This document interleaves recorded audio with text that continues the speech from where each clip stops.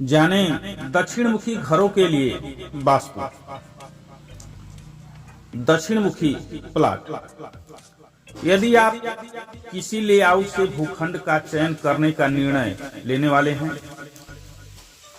तो दक्षिण मुखी वाले वास्तु कारकों के बारे में जानना जरूरी है। दक्षिण मुखी भूखंडों का वास्तु प्रभाव घर या फ्लैट में रहने वाली महिलाओं पर पड़ेगा। दक्षिण मुखी भूखंड सभी प्रकार के निर्माण के लिए बहुत अच्छा है, चाहे घर हो या फ्लैट या व्यवसायिक प्रतिष्ठान। दक्षिण मुखी घर या फ्लैट का मुख्य द्वार। दक्षिण मुखी घर या फ्लैट का निर्माण करने से पहले वास्तु ऊर्जा का पूरा लाभ उठाने के लिए वास्तु शास्त्र के अनुसार मुख्य द्वार की योजना बनानी चाहिए। एक घर में दरवाजे वास्तु के बहुत महत्वपूर्ण पहलू हैं, क्योंकि इसकी स्थिति अप्रत्यक्ष रूप से कई अन्य वास्तु प्रभावों को जन्म देती है। दक्षिण मुखी घर या फ्लैट का हॉल।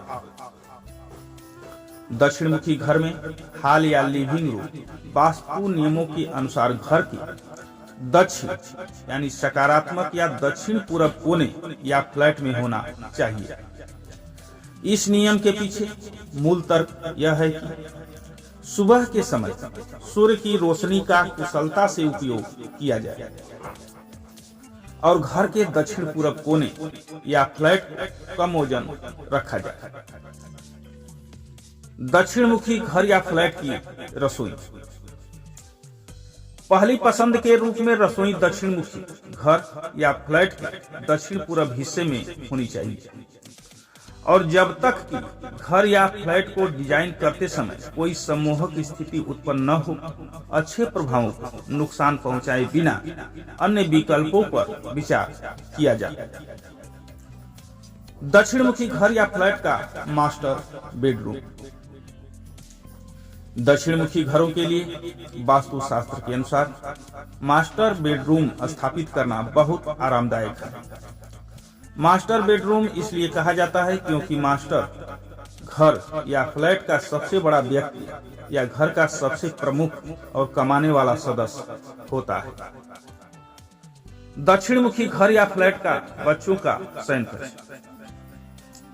वास्तु शास्त्र के अनुसार बच्चों के कमरे दक्षिण मुखी घर या फ्लैट में भवन के पश्चिम, उत्तर, उत्तर पूर्व या पूर्व दिशा में हो सकते हैं।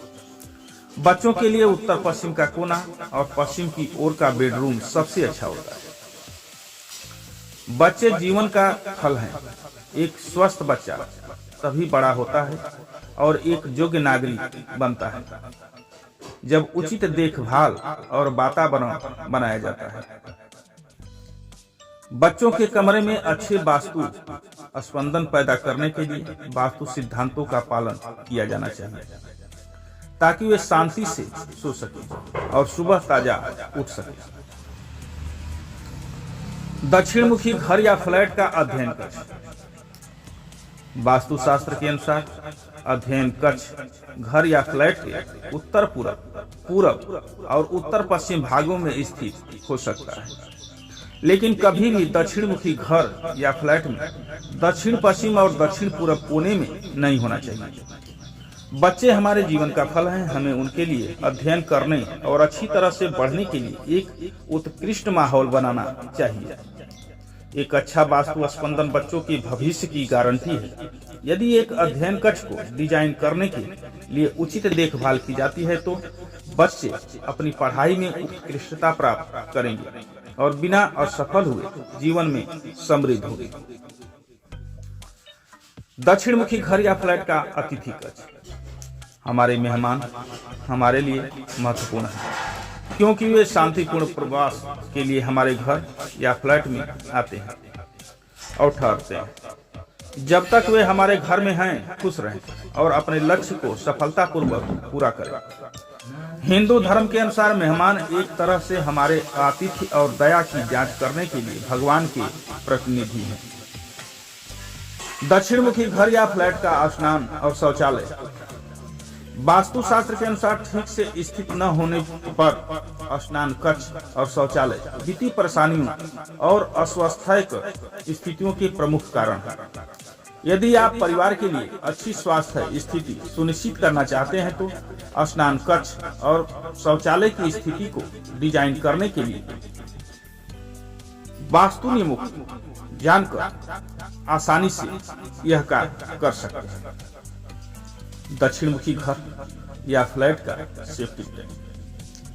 दक्षिण मुखी घर या फ्लैट के लिए सेप्टिक टैंक किसी भी हाल में दक्षिण पूरब, उत्तर पूरब या दक्षिण पश्चिम कोने में नहीं होना चाहिए। जगह की कमी होने पर सेप्टिक टैंक को पश्चिम दिशा के उत्तरी कोने, प्लाट के उत्तर नकारात्मक और पूर्व नकारात्मक भागों में बनाया जा सकता है।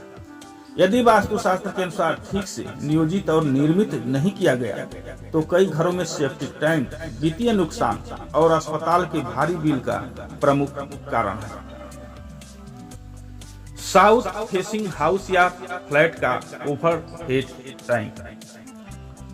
ओवरहेड पानी की टंकी केवल भवन के दक्षिण पश्चिम कोने में दक्षिण मुखी घर या फ्लैट में सबसे अधिक ऊंचाई पर होनी चाहिए। पानी की टंकी में भारी मात्रा में पानी जमा होता है। पानी का वजन लगभग 1 किलोग्राम प्रति लीटर होता है। मान लें कि एक टैंक की लंबाई 3 मीटर, चौड़ाई 1 मीटर और ऊंचाई 1 मीटर है। इसमें लगभग 3000 लीटर हो सकता है, जिसका वजन लगभग 3000 किलोग्राम होगा। दक्षिण मुखी घर या फ्लैट का कुआं। यदि दक्षिण मुखी घर या फ्लैट में एक कुआं, बोरवेल और कुआं बनाना है तो इसे उत्तर पूरब कोने यानी पूर्व सकारात्मक और उत्तर सकारात्मक में बनाना सबसे अच्छा माना जाता है। चूंकि नाबदान और कुआं बहुत सारा पानी जमा करते हैं, इसलिए यह पृथ्वी को ठंडा करता है। जब पानी को जमीनी स्तर के नीचे जमा किया जाता है तो उस स्थान के ओजन को कम करने का गुण होता है और यह अपने साथ प्राकृतिक ऊर्जा लाता है। दक्षिण मुखी घर या फ्लैट की सीढ़ी। सीढ़ी के मामले में बहुत सारे स्टील और कंक्रीट का खपत होती है और दीवारों की तुलना में भारी वजन होता है। इसके अलावा ऊपर से देखने पर यह एक कुएं या उथले कमरे जैसा दिखता है। भवन की मुख्य सीढ़ी दक्षिण मुखी घर या फ्लैट में दक्षिण, पूरब, पश्चिम या उत्तर पश्चिम कोने में होनी चाहिए। इसे कभी भी ईशान कोण में नहीं रखना चाहिए। दक्षिण मुखी घर वास्तु योजना। 30 फीट गुणे 40 फीट के भूखंड आकार के साथ एक दक्षिण घर के लिए 800 वर्ग फीट वास्तु हाउस प्लान। इस वास्तु घर का डिजाइन दक्षिण दिशा में 30 फीट और पूर्व दिशा में 40 फीट के भूखंड में बनाया जा सकता है। यह योजना लगभग 800 वर्ग फुट के निर्माण के लिए है, जिसमें एक हॉल, 2 बेडरूम, एक स्नान कक्ष, रसोई और घर के बाहर एक सीढ़ी से जुड़ा हुआ है, ताकि घर की अन्य मंजिलों को किराएदार को किराए पर दिया जा सके। दक्षिण मुखी घर वास्तु योजना 2। 40 फीट गुणे 60 फीट के भूखंड आकार के साथ एक दक्षिण घर के लिए 1000 वर्ग फीट वास्तु हाउस प्लान। इस वास्तु घर का डिजाइन दक्षिण दिशा में 40 फीट और पूर्व दिशा में 60 फीट भूखंड में बनाया जा सकता है। यह योजना लगभग 1000 वर्ग फुट के निर्माण के लिए है। एक हॉल के साथ 3 बेडरूम, एक स्नान कक्ष, रसोई और घर के बाहर एक सीढ़ी से जुड़ा हुआ है, ताकि घर की अन्य मंजिलों को किराएदारों को किराए पर दिया जा सके।